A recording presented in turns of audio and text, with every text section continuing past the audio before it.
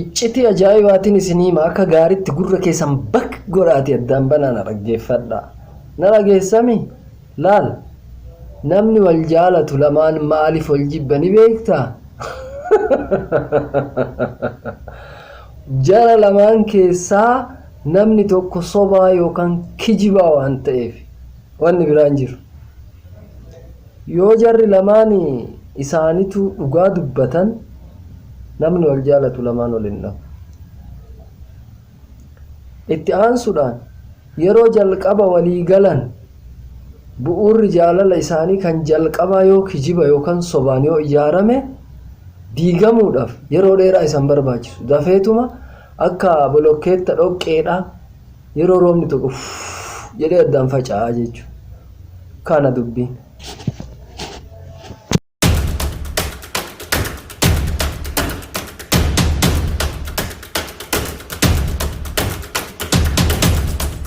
Jaalalli sobaan ijaarame hanga fedhes turu yoo ilmaan illee kan argatan taate diigamuun isaa hin oolu.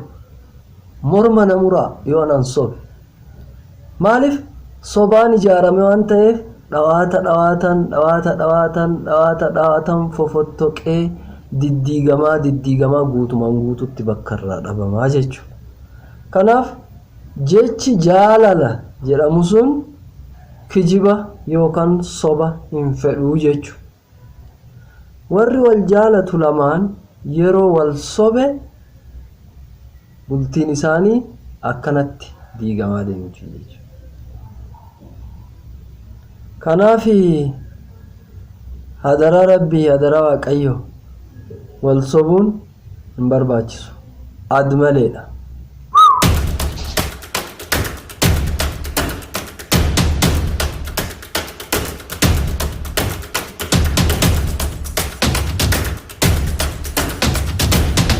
Sobni waa lama keessatti daddafeet saaxilama.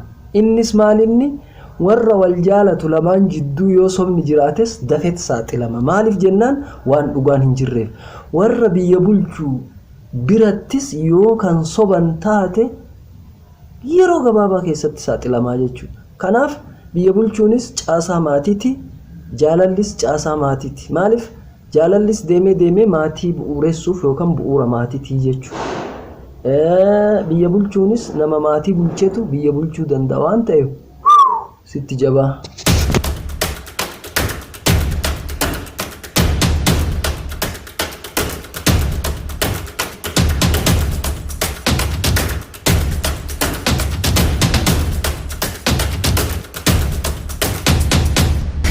Ammas sobni waa lama si dhoorga. Lamaan sun maal inni yoo naan jette hiriyaadhas si dhoorgaa hujillee si dhoorgaa jechuudha.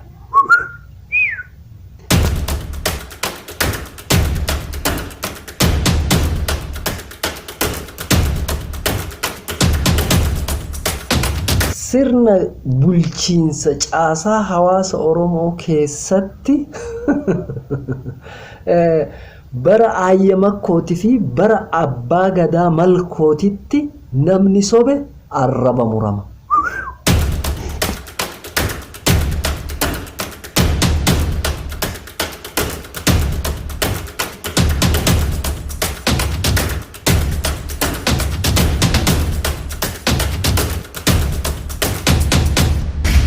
Gabaabumatti aadaa Oromoo keessatti sobuun yookaan kijibuun safuudha.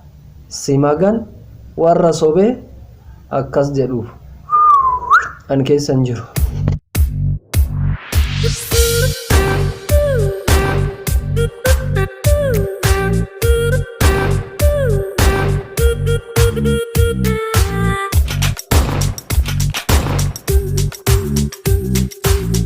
Waalama sirna dhaddacha Oromoo keessatti hin dhiyaatu jedhama.